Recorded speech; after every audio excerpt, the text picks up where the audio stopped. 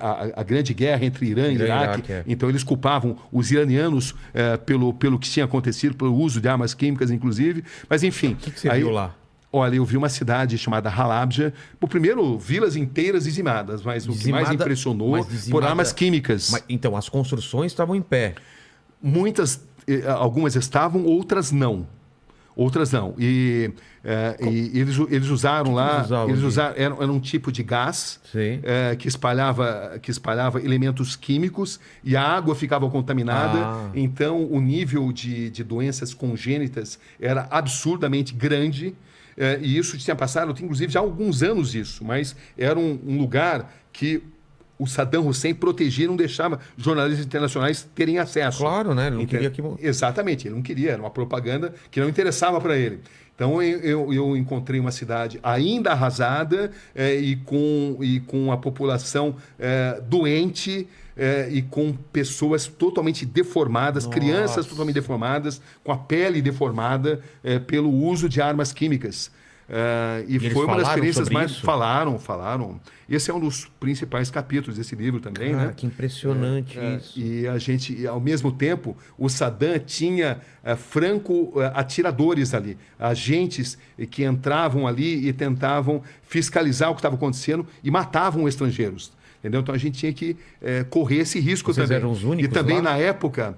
na época também havia o Estado Islâmico dava os seus primeiros passos. Entendi. Entendeu? Então era uma área muito tensa. E além disso havia uma guerra entre os curdos, diferentes facções de curdos. O PKK, que são os curdos comunistas, que são um grande problema para a Turquia. Até hoje, né? O Abdullah Öcalan, que é o grande líder que está preso até hoje, porque eles representam um grande problema para a Turquia, porque existem curdos em 5 nações e é o maior povo sem nação que existe na humanidade nesse momento. Isso é um grande problema para a Turquia.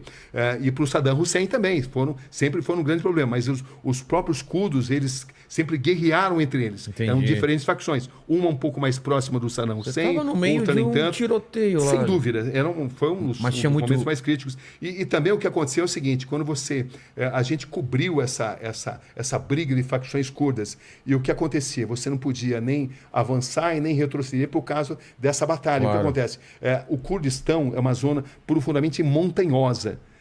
E as guerras acontecem de uma montanha a outra. Então, uma guerrilha, um exército, os Peshmergas, né, como eles são conhecidos ali, eles atiram na outra montanha. E à noite faz muito, muito frio. E você não pode acender uma fogueira para se aquecer, porque senão você vai se tornar um alvo visível. Então, foi uma experiência assim, incrivelmente marcante. Porque você tinha muitos fatores ali, né? Você fugia do Saddam Hussein, você fugia dos disparos de Katyusha, né? Que é isso? Katyusha são os mísseis, um míssil de médio alcance muito comum nessa área. E muitas armas brasileiras, os tanques Cascavel, que foram vendidos a rodo para o Saddam Hussein, depois usados pelos curdos, né? E você cobria também essas guerras, e eram guerras em lugares repletos de cavernas, onde você passava muito frio, onde você via muita gente morrendo, e esses guerrilheiros, o PKK, por exemplo, a gente teve acesso a um grupo de meninas que tinham apenas 11 anos e elas eram totalmente condicionadas a matar os seus inimigos, e elas eram assim, sofriam um processo de lavagem cerebral, e elas não treinadas a não ter atração pelo sexo oposto, a se explodirem, como o Hamas. Eu também tive a oportunidade de entrevistar homens-bomba, né? Os jovens que são treinados para se explodirem em nome de uma causa, né? Então, são experiências que impressionaram muito. E, nesse caso, era muito difícil porque a gente foi dado como perdido de guerra. Por quê? Porque a gente não podia nem retroceder e nem avançar, porque a gente estava no meio de uma guerra. E não tinha como a gente passar informação. É isso que eu falo. Porque nós estávamos em contato com a Globo. Na época... exatamente. Era Globo? Essa época, a segunda vez que eu estive foi pela Globo, né? Tá. Perto da invasão Como vocês se comunicavam?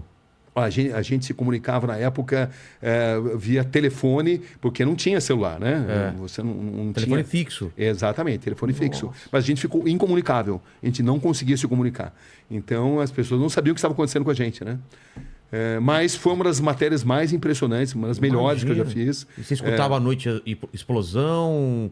aqueles traços que a gente vê de míssil à noite? Olha, é uma matéria que vale a pena ver, ela está no YouTube hoje em dia. Tudo que aconteceu na história da humanidade está muito relacionado também com esses momentos, né? Então, não só dessa cobertura no Iraque, como também a cobertura no Afeganistão.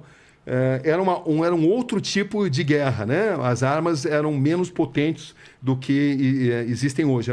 Era uma guerra onde ainda você conseguia enxergar os olhos do inimigo, como a gente dizia, né? Entendi. Porque você ia na linha de frente, você tinha que escolher. Você queria cobrir a guerra do seu hotel ou você queria estar na linha de frente. A gente sempre optou por estar na linha de frente com algum tipo de segurança, né? Porque ali a gente viu o que de fato acontecia.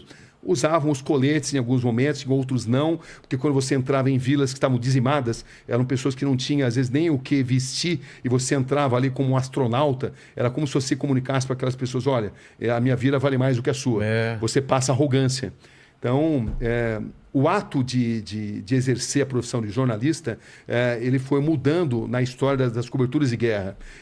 Antes, nos anos 80, por exemplo, se você se identificava como jornalista, você era protegido. Você ligava, você transportava ali um cartaz escrito press, a imprensa, e você era protegido. Como se fosse uma regra. Tipo... Exatamente, mas a partir da guerra na Bósnia, isso mudou, porque os franco-atiradores passaram a alvejar jornalistas. E já na guerra do Iraque, jornalistas passaram... que era jornalista. Sabendo que era jornalista. Isso aconteceu muitas vezes. Jornalistas passaram a ser alvejados porque passaram a ser responsabilizados por uma propaganda, especialmente contra os sérvios, né? Entendi. Os sérvios começaram a achar que havia uma campanha muito grande na imprensa internacional e começaram a alvejar. Eles começaram a se divertir atirando em jornalistas. E já no Iraque, jornalistas passaram a ser moeda de troca para sequestro. Entendi. Jornalistas passaram a ser sequestrados, jornalistas passaram a representar... Prisioneiros de guerra. Prisioneiros de guerra, passaram a significar dinheiro. Então, para você saber como você deve se portar, você precisa saber em que terreno você está